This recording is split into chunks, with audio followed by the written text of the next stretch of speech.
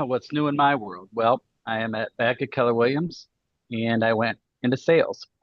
So I'm out of management, out of brokerage operations, out of all that stuff, and so I'm in the midst of restarting a sales career. Yeah, I did that. It's like after management, it's so nice just to manage yourself, Oh, you know? absolutely. Like I'm working from home today because I don't have to go into an office. So, I love it. uh, That's so awesome. That's great. That's great. Question. Yeah. Hi, Janine. Hi, this is a first for me, although I am a Floyd Wickman graduate way back. And my question to the two of you is, what made you take that, I'm going to say leap of faith for lack of a better word, and go from management back to sales? ooh. Well, for me, I was actually running a team, and the person that was the team leader that was crazy, and no matter nothing was good enough. And I'm not stupid, and she made me feel stupid every day. So I just said, I can't do this anymore. Went into sales, went back into sales. I left. I couldn't take it anymore. And I'm mentoring around the office. So they have a mentor program. I get paid when there's a closing for people I mentor. So that has helped to facilitate this going forward. But quite honestly, my stress level. I mean, I had a stroke 3 years ago, and I went to the doctor the other day, and she's like, "Something's different with you. Like you're not totally stressed out." And I said, "Oh, that's because I'm back in sales, and it's just me I have to worry about." So it was sort of a health reason and just mental health. Good luck to you. Mary, what happened with you to make you step away? Mick, did you want to say something or otherwise? I mean, it's four after. We can start anytime, but I don't want to not No, give I'm just testing I'm a boomer, so this whole computer, our business has gone a lot of different directions. So So true. Yeah, and it's So all learnable. oh, I know that. Yeah, Thank God for God to keep you in the game. that's for sure. That's for sure. Well, I want to go ahead and start. Welcome to all of you, whether I know you or not, whether you've been Wickmanized or not, maybe even Wickmanized years and years ago, and you're joining us today, or someone said, "Hey, you should check this out." And this is the first thing, and you know nothing about any Floyd Wickman, whatever, and who's this Mary Palin thing. So, anyway, no matter where you come from, thank you for joining us. I hope that today's topic is what you were looking for, or what somebody needs, because we called it Revitalize Your Career in the middle of the year, because it seems like in 2026 there has been kind of a hot start in some places and a little bit of a cool start in others. And whether your business is rocking and rolling and you're going crazy and you're that hamster on that wheel again and you're trying to remind yourself that it doesn't always go this way, so I can handle all this stress and I can cope with this and I can keep up with this pace, or if it's slowed down and you got a lot of gonna gets, you got a lot of maybe in the future, you got a lot of people throwing you hesitations, wherever you're at, discouraged or energized or way too stressed out. Sometimes it's good halfway through the year to stop and take a look. And that's really what today is about. To do sort of this would be Floyd Wickman words, a checkup from the neck up. Where are you at mentally, physically, spiritually, emotionally, and where should you be, and where do you want to be, and how can I help you today get there? The truth is that the business ebbs and flows, and so do we, right? We have times when we're hitting on all cylinders, and we have other times when we have a challenge wondering if we're really in the right career. And so sometimes, let's get Joni in here. Sometimes, admit, Mary, there we go. Sometimes it's a matter of renewing our spirit before we can renew anything else. So, Boy, I'm sorry. Thank you, everybody, for your patience as we let people in. And I don't know where I went, but what I want to do is I want to just, it doesn't matter if you can see me or not. I guess it's the message that is the most important thing, right? Like most of what I know about controlling my thinking, about controlling my attitude, about revitalizing myself. And if I don't know how to do that, how could I possibly help you today? So, most of what I know, I learned from Floyd. I learned from Floyd years and years and years of being under his wing. You know, we used to visit him every single summer, right? And many of you already know that because you know me very well, some of you. My children and I would go out to Floyd and Linda's home, wherever it was, because it changed locations frequently in Michigan. Sometimes we took a train. Sometimes we flew. Sometimes we drove. We went every summer for a visit to Floyd and Linda's. And they became my children's Michigan grandparents. And I think because I was part of that family, you know, I call Floyd dad a lot. Although when I was at Linda's funeral in January, that was probably a little confusing to him. I'm not sure. But my point being, um, he used to say to me, you know, if I could afford to have a daughter, I would choose you. He used to say to me, you're like my heart, and Michael is like my brain. And I used to tease him about the fact that it took two of us to equal one of him, you know. But on the other hand, that's not a big surprise either. I really am like his heart. He taught me so much about how to live. And that's today's topic, how to live.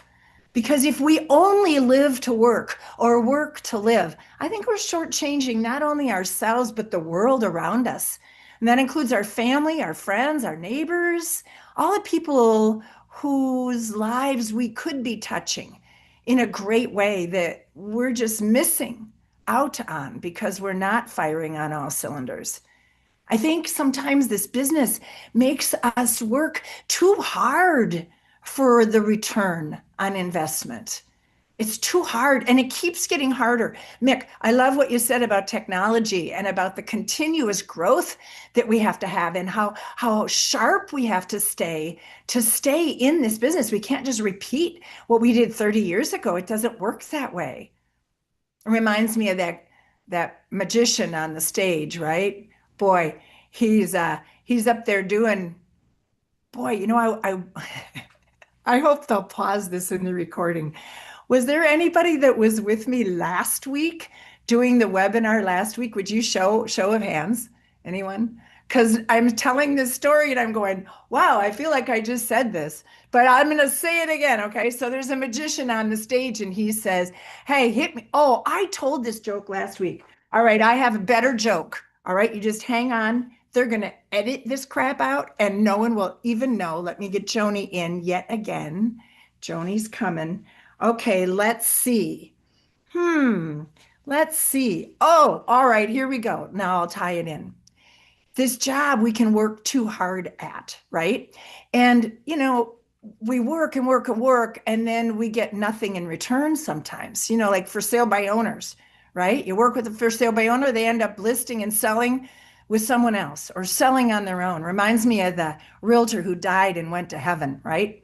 And she's up at heaven for a while. It's pretty gray, a little cloudy. And one day, St. Peter comes to her and says, hey, you used to do a lot of open houses. I need you to guard the gate today because I got a big meeting with God. And anybody that comes up through the clouds, you know, just have them spell a word and they can get in. And she's like, whoa, whoa, whoa, wait a minute. What? He says, well, you did open houses. You were always friendly. You know how to greet people. So just do that. Anyone that comes up through the clouds, greet them, make them feel welcome, and then make them spell a word. And if they spell it right, they get in. And she says, well, but what word do they have to spell? And St. Peter says, oh, it doesn't matter. Just have them spell any word. So one guy comes up, she does it, spell the word. He says, what word? She says, spell love. Love, boom, opens the pearly gates. The guy gets in. Well, a little while later, seemed like forever, someone comes up through the clouds that she recognizes. And son of a gun, if it isn't that for sale by owner that she helped and helped and helped and followed up and tracked.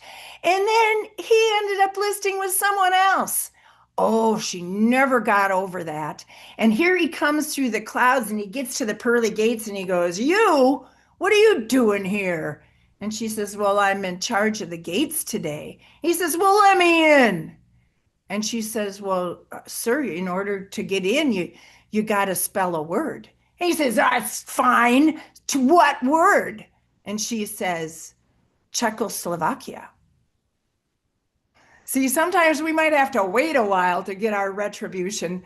Nah, I'm just kidding. But you know what? The truth is, we do work pretty darn hard for what we get, you know? And sometimes that's what wears on us. So today, if that's what's happening for you, I'm going to share screen here. Be patient with me if you would, please, while I do that. And I want you to see my slides because I think it'll be easier for you to follow along. And then I get to see your beautiful faces as well. There's my sunset in Naples, Florida. That's one way I revitalize. I like to finish the day watching that sunset and counting my blessings. Of course, I also like to watch the sun rise. So, you know, not everyone can stay up for both of those, right? But here's what Floyd Wickman taught me all those years ago. Anytime you're frustrated, maybe your results aren't good enough, maybe you're worn out, maybe you're tired, you need to revitalize. Well, you really got three choices. And one choice is to just live with it the way it is. And how many people do we know that do that for years? They're worn out, but they drag themselves through the day, through their life, maybe not doing any more than they absolutely have to do to get by, and their joy is gone. But that's a choice. You can live with it. One thing you can do is leave it. Okay, we got some folks that have left their former career, but they're still in our business. But you know, people leave our business, right? Like they're talking about 1 million National Association of Realtors members, and we're going to get down to 700, or some people say it's 600 by the end of this year. I don't care. Do you care? I don't care. I think the people that stay in ought to be good at what they do. And if the average agent is doing less than three, four, 5 transactions a year, how good are they? So leave it. I don't care if a lot of people leave it. Now hold on a sec. Not you. If you are so burned out, if you are so stressed out, if you are so unhappy that you're thinking of leaving the business, well, first of all, you're probably pretty normal, because every once in a while, we should take a look around us and say, am I really happy? What is causing this angst in me? And maybe for some, they should leave it, but not you, because there's a third alternative. It ain't good enough to live with it. And it shouldn't have to mean you have to leave it. What are you going to do? Punch a clock, retire, and grow old? Or are you going to change it? And I have a feeling that that's the choice that you made before you even got here today. And I feel pretty responsible, frankly, that my job today, my mission today is to help throw you that life buoy so that you can change it, so that you can rewrite your story, not your history, but your future story. And, you know, I don't mean to sound arrogant that just this little workshop, this little webinar, although you could watch it more than once because you'll get a copy. But, you know, Floyd always said, you know, a speech doesn't change anybody, but it can be the beginning of a change. You know, I think that's what is so wonderful about Floyd, is that he spoke truth always, always, always, but it seems like his truths are timeless. And I want to remind you of a couple of these before I get into the message for today of how to rejuvenate, because this is the foundation. We can rejuvenate, we can regenerate, we can get better mentally, spiritually, physically, but we have to rely on the right foundation. And here's our foundation, folks. Janine, how many years ago? 40 probably, that you had Floyd Wickman as your trainer, at least 30. And yet he said to you then, I know he did, listings are the name of the. So this is live audience. So I did not see your lips move. Hello, do you want me to stay alive? I need you to be alive too. All right, do it again. Listings are the name of the. Yeah, and you don't even have to come off mute. I just need to see you lips move. It's my speaker thing that I'm making a difference. That's still true. It will always be true. We are in the business of getting listings. If you want more buyers, get listings because the buyers will come to you. If you want more listings, get listings because more sellers will come to you. It is the way we keep our business thriving. Carry inventory. Second truth that Floyd said that he taught all of us is your inventory level determines your income level. If you want to earn more, you need to go get more listings. You remember that story about the guy that came to him and said, Floyd, I don't know what to do. I just don't know what to do. I moved to a new area. I don't know anybody. I don't know how to get going. Floyd said, go get 5 listings and then come back and call me. So the guy went, okay. And he went and got 5 listings and then called Floyd and said, hey, I did what you said. I got 5 listings. Now what do I do? Floyd said, go get 5 more and then call me. Listings are the name of the game. You want to earn more money? Carry more inventory. Go get 5. There is less competition in the marketplace for skilled realtors. Doesn't matter if there's 1.5 million real estate agents in North America. There's less competition when you have skill. So build your skill. And Floyd always said the seeds of failure are sown in the good times. So if you happen to be in a good time and that's why you're stressed out right now, because things are selling, because your market is good, because people are calling you and you're working all hours, well, guess what? That's when we get lazy. So that's when it's time to really, systemize our work. That's when it's time to take time off and to build a healthy lifestyle. And that's part of our mission today. That's part of what I'm going to help you do today. But the seeds of failure are sown during the good times. If you are failing right now, it's because back in the good times in your market, maybe you were asleep at the switch. You did not get those systems in place. So it was too easy. So today, time to get back to the basics. And remember this one, when the going gets tough, the tough get what? Not going. When the going gets tough, the tough get back to the basics. And what are the most basic basics? Having conversations. Hey, by the way, anytime you want to put chat, you want to make messages to one another, I will eventually hear what you said there during this workshop. So feel free to ask a question or respond to one another. But these are the timeless truths. So my question for you is, are you thinking this way? Are you building your business this way? Because, we've all heard that old saying, only the strong survive, right? Well, really? Because I think only the strong-minded survive. And that is our message today. It's a little more mushy-gushy than usually Wickman because we're usually into dialogue selling. We're going to give you a dialogue and here's the 5-step track and here's what you say to a for sale by owner and here's how you get the price you want and here's the strategy for getting price reductions. That's what we're famous for. Wickman dialogue that gets you listings and sales. But guess what? If you got the wrong mental dialogue, if you don't have that strong-mindedness, well, then you're not going to be around to use all these great Wickman techniques. So today is about resetting the mindset. How? Because the way that you do that is you start thinking Wickman. Wickman thinking.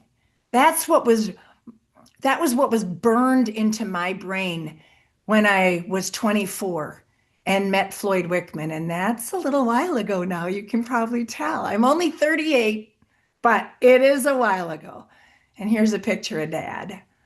Oh, I love this. Standing next to product that he and my husband Michael created. Michael was always the creative director, the guy that made Floyd's dreams happen. You know, Floyd had these ideas and this great material, and then Michael would package it and put it together, and they'd work with a team. And wow, thanks for teaching us. But he taught us a lot more than just dialogue. He taught us how to live. And this message is from Dad, from Floyd Wickman. And here's number one. I got 4 things I want to say to you today. Here's the first one. Great results are the sum of small things done well repeatedly. Write that down, please. Because I do think that we get away from doing the small things. There's small little tweaks that you can make in your day, in your life, in your routine as a result of being here with me today. What if you did? Small things, not big things. I'm not asking you to do giant, giant things, small little things that, if done repeatedly, Dad says, makes great results. So what are they?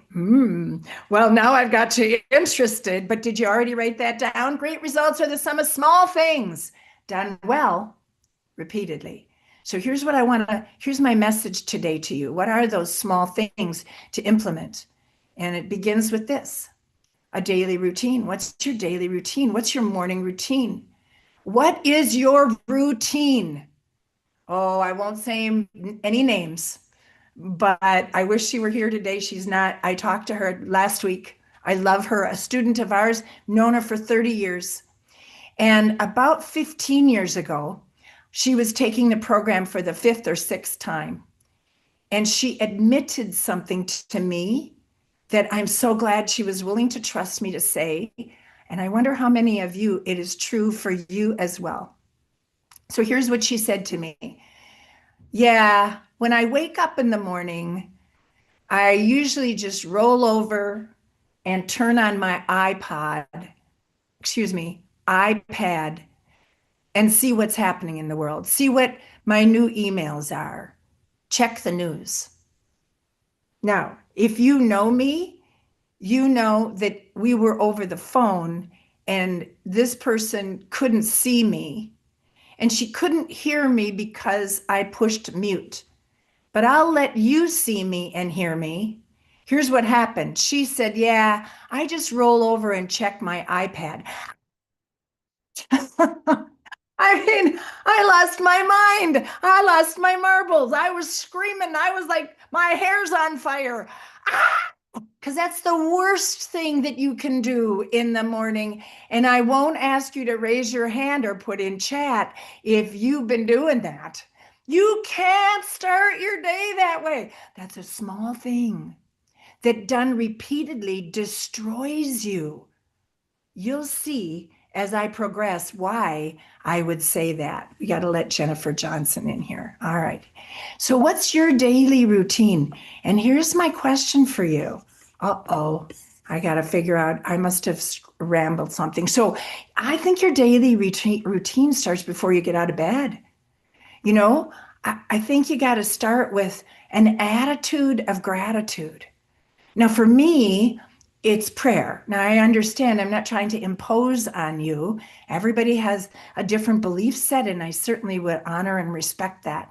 For me, it's the gratitude for our world, the beauty of those stars that begin to fade away, right? Of music, of the world that I inhabit, filled with family and friends and purpose. What are you grateful for? Do you start each day thinking about what you are grateful for beyond just you? But what enhances your life, the beauty of our planet? So I start with that, with prayer and with gratitude before getting on the computer. Do you get right on the iPad too?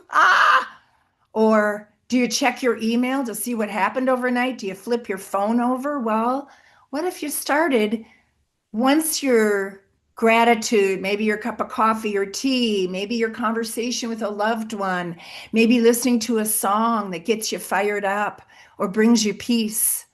Start with spiritual, with internal gratitude. And then what if before you started working, you did your smart week? And if you've been through Floyd Wickman team, you know you can only, how do you have a great year? You have a great month. How do you have a great month? You have a great week. How do you have a great week? You have a great day. How do you have a great day? You plan your week a week in advance, the same day every single week. We recommend Fridays because it's our coaching day. And you do your top 5. What are the top 5 most important things I got to do today? You know what? As soon as the program is over, a lot of people stop doing that. Our program, our live program, last 6 weeks, 6 times 7 days, just under 40 days, unless there's a skip week, to build a habit. They say it takes 30 to build a habit. I don't know about this one. I think some people just give that up as soon as there isn't a Floyd Wickman trainer going, did you do your smart week? Let's see your top 5 in our coaching program. Did you do your smart week? Plan your week, plan your life, because that's the way you get a life. When is your time off? When is your work time? When is your family time? What are your highest priorities that need to be done today? Or are you going to spend the whole week doing the low priorities that don't result in satisfaction and financial reward? So what's your routine? And this is what we believe you need to do to start your day. Get up with an attitude of gratitude. Now, I know some of you go exercise and work out, and that's great. And maybe your eyes are practically shut and you're a danger on the road, but you make it to that treadmill, and that's great. And then when you get home, what happens? So here's my question for you. Are you getting up early enough? Because if you get up early enough, no one expects to hear from you. Listen, at 5:30, 6:30, 7 o'clock in the morning, no one's going, why haven't they emailed me back yet? They haven't. So you got time to build a routine that makes you whole. And that's what I'm talking about. What's your daily routine? And a day has an end. So what's your evening routine? When do you power down?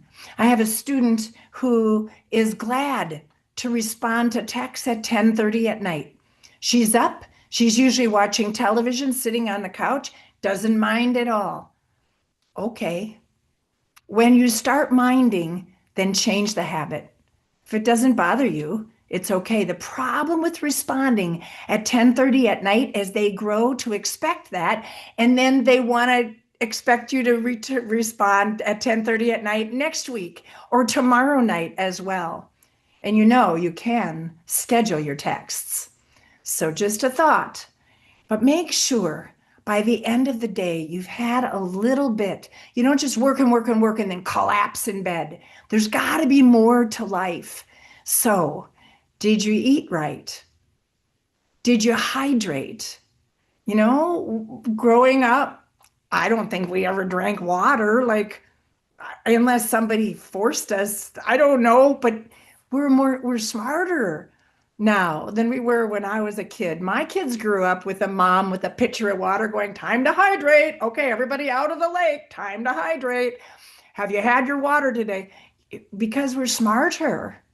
And we know that our brains are made up of cells, the primary ingredient of which is water. So the more hydration we have, the better our brain thinks, the better our vital organs operate, the smarter we are, the more energy we have. Hydration is huge. So is aeration, by the way. That's another whole sermon, right? And then nutrition. Are you eating right? Or do you just eat whatever convenience there is? That's just so not good for us. It's okay once in a while, but not routinely. So eat right, hydrate. What about movement? And, you know, if exercising is picking something up off the floor for you, make sure to drop a lot of stuff throughout the day because it'll make you stretch. You know, this is part of how we stay young. This is part of how we stay full of energy. Stay that way. You know, fight the aging process. So what is your daily routine? And if I asked you to give yourself a score on a 0 to 5 being, I rock it. What would it be? Not rocket, rock it, like that's a different thing. So what would it be? Would you give yourself a 5? Is there some improvement? Where's the improvement? Are you taking any notes, man? Because if this is going to make any difference, when I hit the right note for you, you better write it down and implement as a change, right? Okay. I said, great results are the sum of small things done well repeatedly. And Floyd said that, and Mary just echoed it. And so here's my plea. Make a commitment.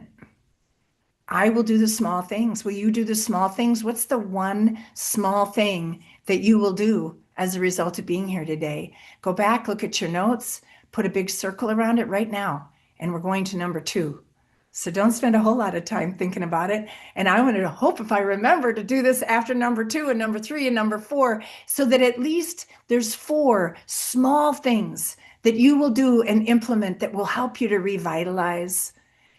I am on vacation. I didn't tell you that.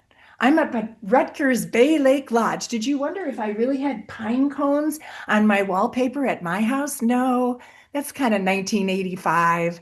But they gave me a meeting room to work in today so that I could be present for you. And I'm here because I want to be. And I chose this date on purpose because my marketing director said 1 week apart. We did a webinar last week. We need to do another one. Well, I had already planned this little vacation.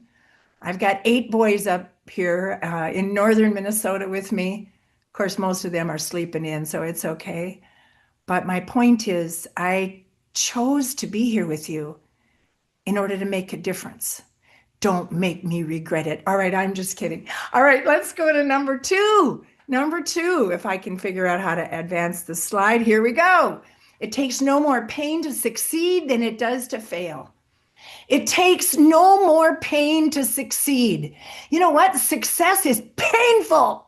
You got to do icky stuff and you got to be rejected and people ignore you. I've got 2 really good prospects right now in New Jersey that have ignored me.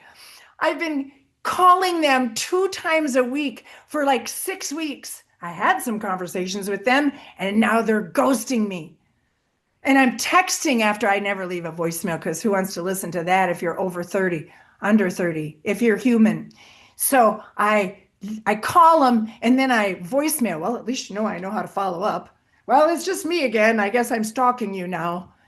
You could call me back and then I could quit calling you. And I do that twice a week. That's painful.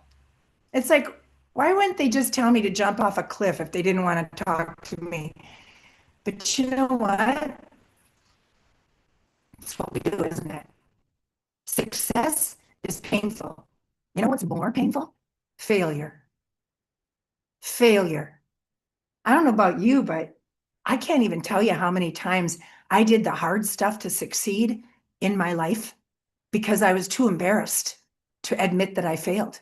Because people would say, so how's it going? And I just lie. Oh, it's going great. Oh yeah, just rocking and rolling. Because I couldn't say, oh, I'm failing. I had to dig in and do those hard things. Oh, Floyd, you are so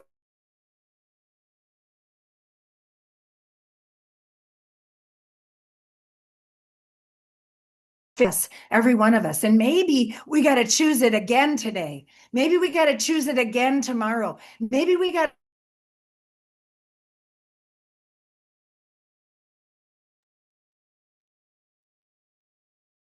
Mary, you're frozen.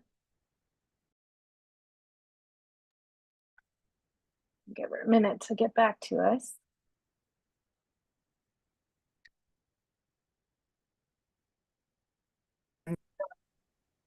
uh-oh, recording stopped.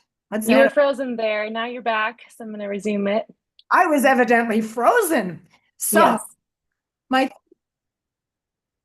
32-year-old son is still standing at the plate with a baseball bat. And believe me, I know that's not going on indefinitely.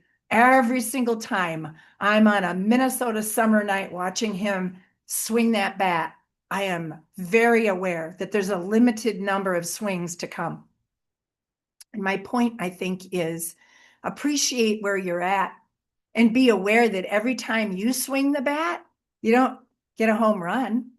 You know, anybody that plays baseball or watches baseball or is a fan knows if you had a 333 average, you'd be in the Hall of Fame.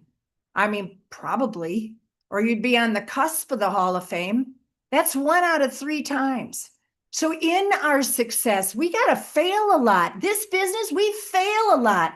Maybe 2 out of 3 times that we go on a listing appointment, we fail. Maybe 2 out of 3 times that we work, well, hopefully not work with 3 buyers to get 1 sale. That would be dismal since it takes 2.5 times the number of hours to get a sale than a listing. Listings are the name of the game.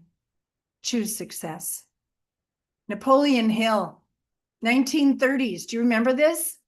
Success requires a mind closed tightly against all negative influence. What was the negative influence in the 30s? Well, probably they were talking about depression, right? Not mental depression, but financial depression, right? Right?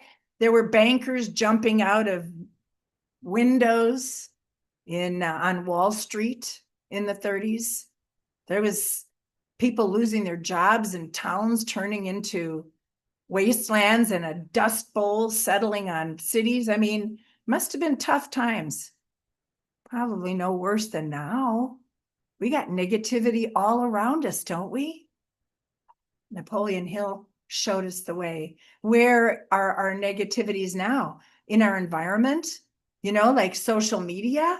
Dang, any day of the week, you want to read doom and gloom. You want to hear how the politics of this side or that side are going to change the world. And wow, there's lots of negative out there if you want to pay attention to it. How about on TV?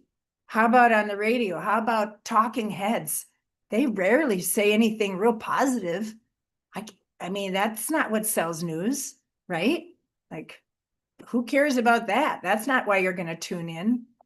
But that's why we're going to that's why we got to control what we listen to, what we watch, what we see around us. What are you looking at? What do you look at? 1980s, bad news everywhere. Interest rate, 16, 17%, right? You know what Floyd Wickman was telling his people? Stop reading the news. Stop looking at the news. The economy doesn't have to determine your economy. There's going to still be houses sold. Go get them. Go find them. If you look at the news, you'd think there is no houses being sold. And that same message is being said today. Oh, rates, oh, they might go down, they might go up. People are waiting. Not all of them. There are still people buying and selling. Go do the math. Go look at how many people in your marketplace bought a house in the last 30 days or sold a house in the last 30 days. Lift yourself up and stop believing the crap that's out there everywhere, mired. So we got so many people mired in it. Get beyond it. Look at a picture of your goal instead. Remember the first time you took a class? Janine, 100 years ago, we used to have keys to cars. Now we don't even have keys. We just have remotes. But then Floyd said, take a picture of your goal and carry it around on your keychain. Remember, Mick, the first time you ever took a program, that's what we did, man. We took this 8x10, you had to get it enlarged and laminate it and put it on your keychain. Well, that's timeless. We're not putting it on our keychain. Now we make it our screensaver. We put it on our phone so that we can see the goal on our phone. We make it our screensaver on our computer, our iPad. This is what we're going to do. This is where we're going to go. This is what I'm buying. Mark Teslin is going to buy a race car. He's got an actual race car, not full size, an actual race car on his desk. And so last week on one of the coaching calls, I'm like, where's your race car? And he held it up right away. He's looking at it every single day. He's touching it every single day. I'm going to buy a race car. What do you want? Has anyone even asked you that lately? Have you answered that question lately? You don't want one more listing. You don't want couple of more sales. You want a something, an experience. You want to give a something to someone that you love. Get a picture of that. Put it in front of you. Start looking at that every single day instead of all this negative environment stuff. Dr. Wayne Dyer, you heard of him, says, change your mind and you'll change your life, right? Change your mind. Change what you're thinking about. I just read something that said about 85% of our thoughts are repeat thoughts. We've already had them. And I've started noticing that's not true for me. I have. Isn't that cool? I wonder if it's true for you. I'd love to hear. That's not true for me. I'd love to hear you say that. That's what they said. Statistically, about 85% of our thoughts are thoughts we've already had. Mary, Yes. did you just forget them? No. Well, okay, I might have. Sometimes, though, we get into a loop, don't we? We got to change our mind. What are your core values? And what if you had those in front of you? You know, you said when you became Wickmanized, these are my core values. Are they on the bottom of your email message? Are they part of your listing presentation or your buyer presentation? Let me tell you something. These are sexy. I mean, I don't mean like sexy hot, but they are attractive to both buyers and sellers. I just would like to share my core values with you, Mr. Seller, before we start to see if there's even a fit. This is what I live by, you know, to always live by the get by giving philosophy. Are you familiar with that?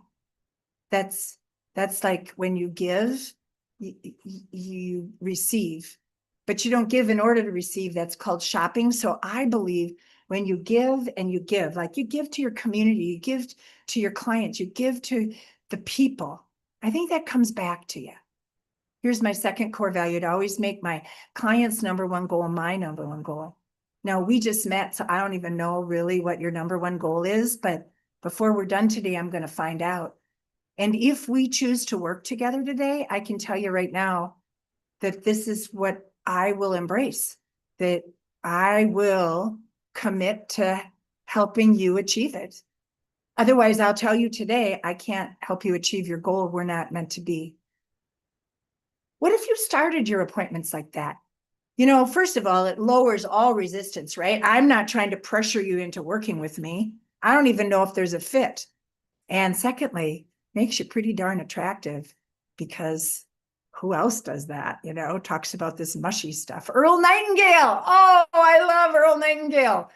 Floyd Wickman turned me on to Earl Nightingale and a particular recording. If you've never heard of him, if you've never listened, if it's been a couple of decades since you have, get a hold of the recording called Lead the Field.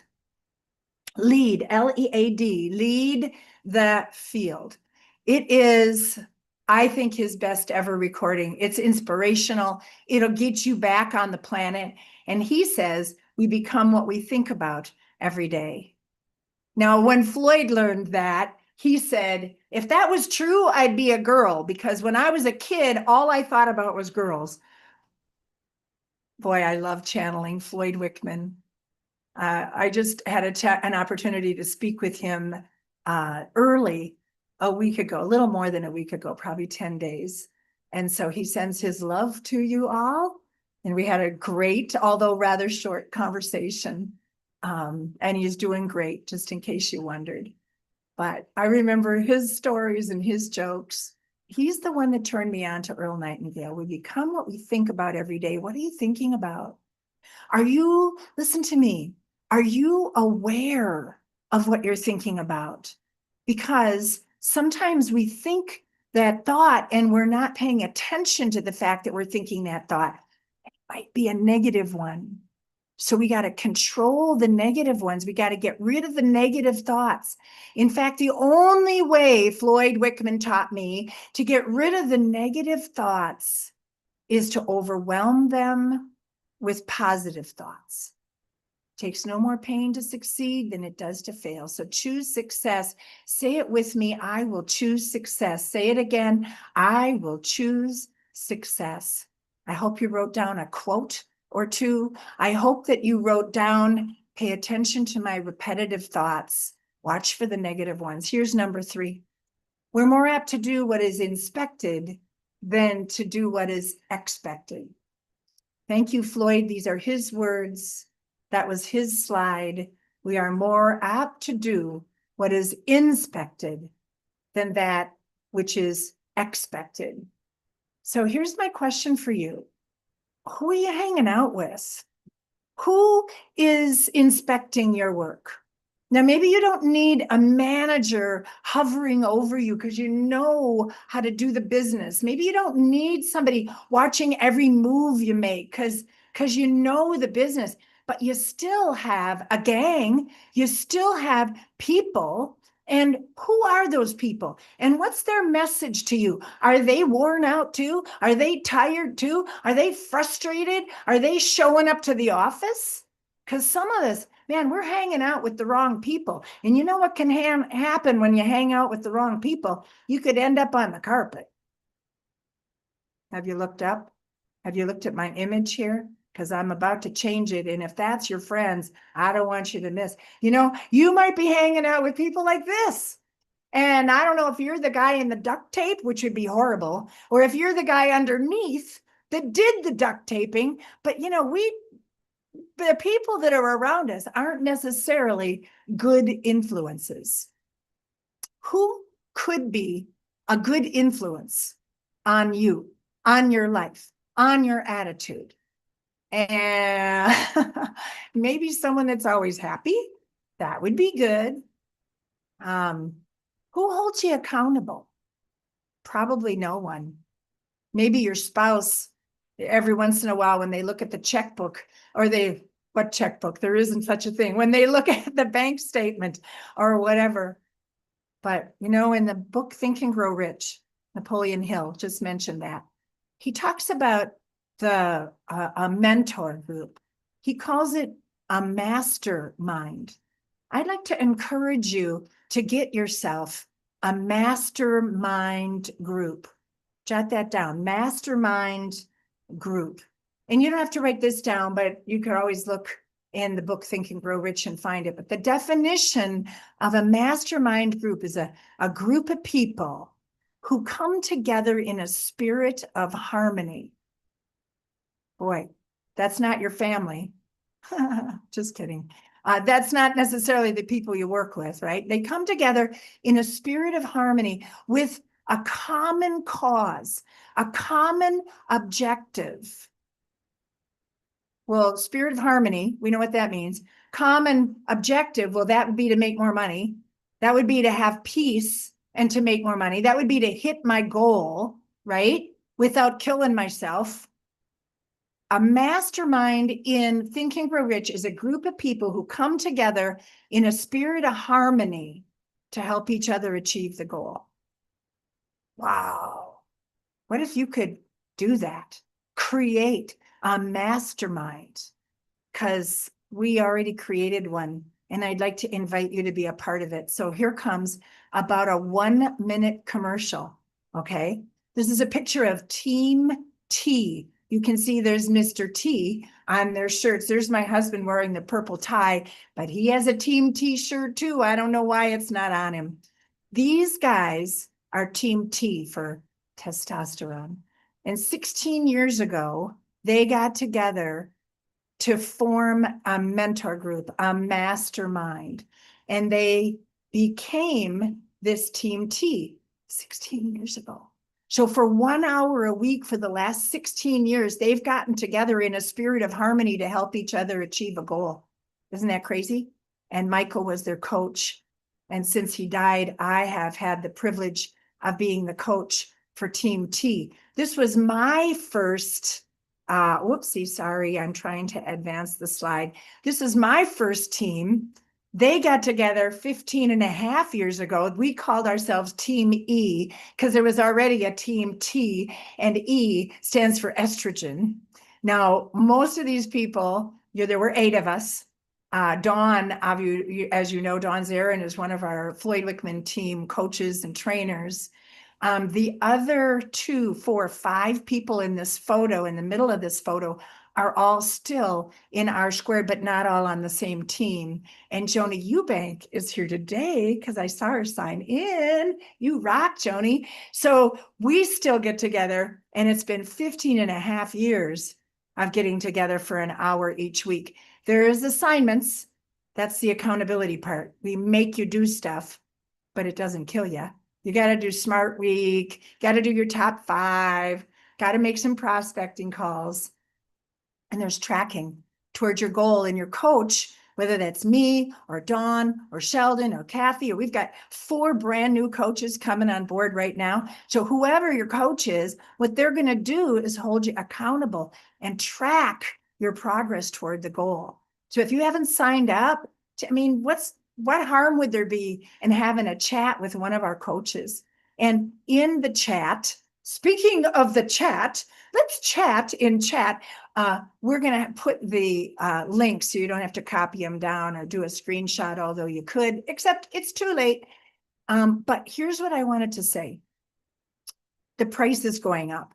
It's going up at midnight on June 30th. So if you are at all interested in at least talking to us about and possibly joining our R squared coaching program, which is a mastermind group, a mentor group, well, you got to do it by June 30th at midnight, or it's going to cost you more. It's been $165 for well over 10 years.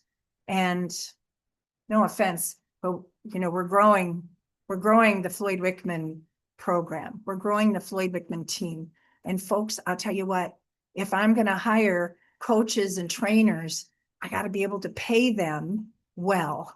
I want them to be incentivized financially so that they're good quality people that I bring to you as coaches and trainers. And that means I got to pay them. So we're raising the price on July 1st at 12:01 a.m. It goes to $299. Now, if you're already signed up before midnight on the 30th, you'll be paying $165 for the rest of your life, or my life, whichever is the shortest, longest. I don't know. Anyway, we're going to grandfather you in. So if you're interested in joining, do it by then. Okay, here's number 3. We are more apt to do what is inspected than expected. Get yourself, whether it's me and us and team, and you can trust us and we love you. But however you do it, find accountability. That's what we want for you. That's how we're going to help you revitalize. Get yourself, make that commitment now. All right, and here's number 4. And I told you we have 4 things I wanted to cover today. Here's the 4th one. Adversity breeds success. Thank you, Floyd. Those are exactly his words. Adversity breeds success. Here's what we know. As long as we are alive on this side of the dirt, there will be adversity. There is no avoiding adversity. Now, some adversity comes and stays for a while, and then it moves on. You break your ankle. I did that a few years ago. That really sucked. I was in a wheelchair giving speeches. Boy, that'll challenge you to capture everybody and have enough energy while you're sitting down. You'll notice I'm standing up today. It just helps you be a better speaker when you do that. And then that goes away and you heal and you have a period of no adversity, and then you get a new adversity. What adversity are you enmeshed in right now? Because it will be over with. And then you'll have a period of calm, and then you'll get hit with another one. That's the way it works. That's what living is called. That's what being alive is. We can't avoid it. We're going to be in it. The question is, and I'm just going to go back, can we use it to breed success? Can we choose to use it as a springboard? Floyd Wickman, if you take his program, he always talked about how when he was broke, when he filed bankruptcy, when he started to succeed, he was doing great, great, great, great. And then he spent too much money, and then all of a sudden the money fell off, and oh my God, he filed bankruptcy. Can you imagine? If he hadn't have gotten past that, you and I would never have met him. And he said, adversity can either be an anchor tied around your feet, sucking you down into the mud below the surface, choking the life out of you. Or it can be a booster rocket. How many people do we know that it's an anchor? It's a cement block and they're under the surface and they can barely breathe and they don't know which end is up, because that's what happens when you go underwater for long enough. You get disoriented and you forget where there's blue sky and sunlight. Well, could you use the adversity you're encountering now as a booster rocket to get you to that next level? Could you use it as a springboard? So that's my purpose in even talking about this today. Number 4, because there ain't no avoiding it, folks. This is a picture of my husband. On Thanksgiving, I made 2 pies because we were going to Thanksgiving and I wanted to make sure everybody had enough. One of them came home without being touched because there was also other people that made pies. But man, was my husband happy to bring that pecan pie home. This is a picture of us after Anna's wedding, on Anna's wedding night. And I hope you see that we are super happy. My husband died in December. I think most of you know that. And today is our wedding anniversary. And I decided to be happy. I decided to do this today, not intending to have these emotions, sorry. We can edit that out. I choose to be happy in my life. I choose not to let sadness or discomfort or adversity sink me into the muck. How about you? Because there's still times that it does. But look, it can be momentary. You can get past it. You can decide. We get to decide. When's the last time you decided? What did you decide? Decide to be happy. I remember when I created that phrase. I've given all kinds of quotes of other people today. This is the only one I'll give you of mine. It was in a hard time before Michael and I got married, before we were even dating.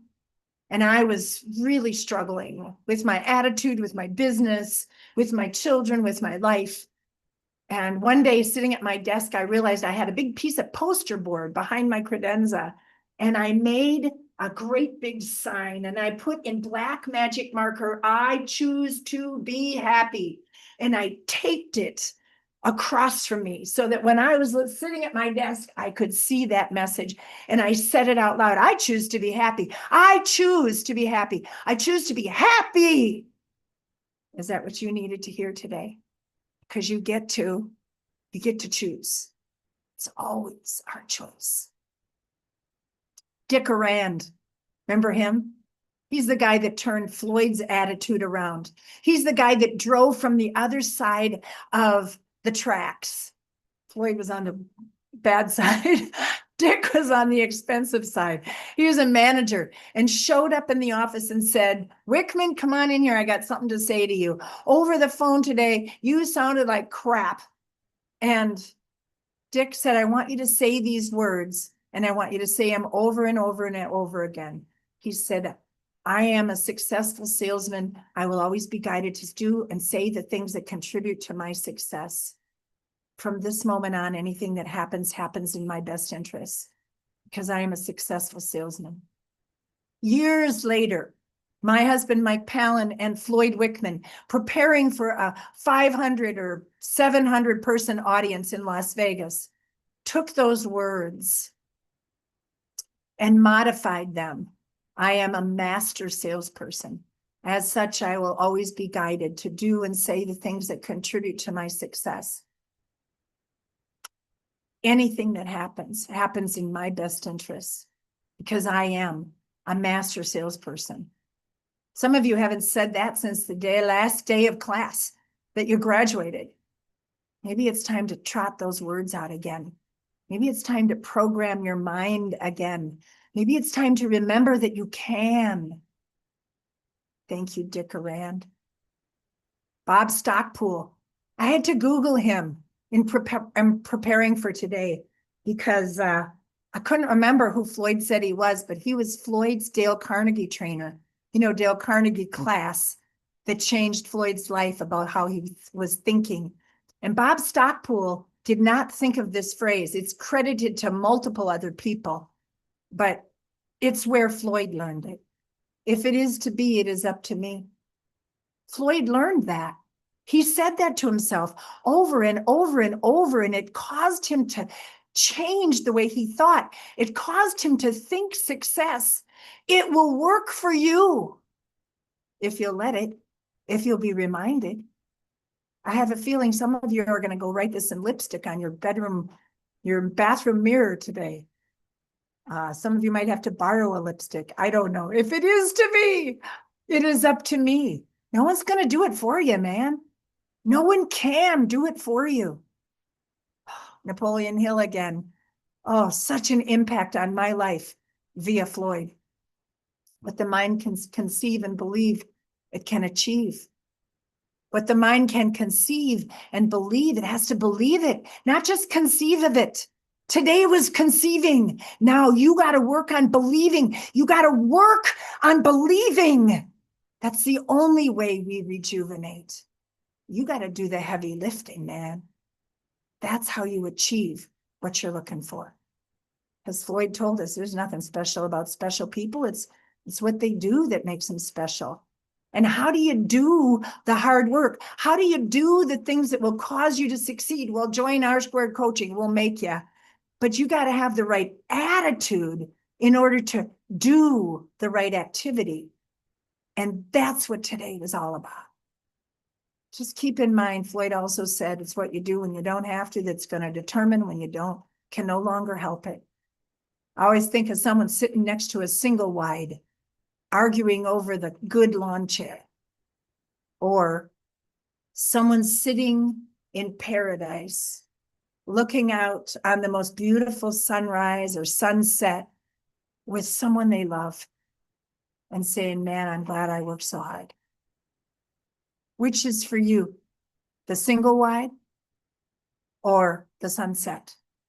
Because we're determining it right now by what we do. It's what you do when you don't have to that determines what you're going to be when you can no longer help it. What are you going to decide as a result of today? Because the adversities are going to keep coming, my friends. And it's up to us what we do to get past them. Accept the adversities. Take the action steps. Place people around you that will help you. Become strong-minded so that you can not just survive, but thrive. So I hope today I've inspired you to change it. Because as Agmandino said, love is the greatest secret of success. And frankly, I want to come off of screen share, which I spent most of today on. And I don't know how to go big here because it looks like I'm looking at Nick Dean's slide, but I hope you can see my face and my genuineness. And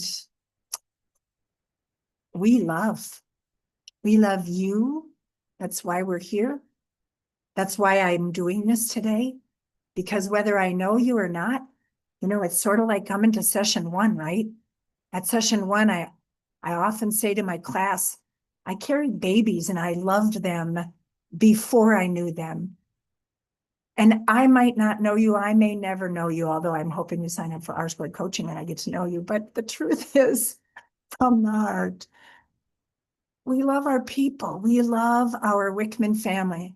If you haven't been around for 10 years, doesn't matter to us. You're one of us.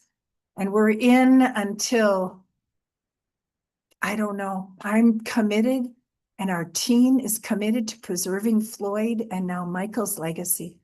Help us. Send us people. If it's not you, who is it? Who do you know that needs not just this message, but the Wickman way of life? So go revitalize. I think I'm on track for time. God bless you all. Have a wonderful, wonderful second half of 2026. Renew your commitment and reach out if there's anything I can do to help you.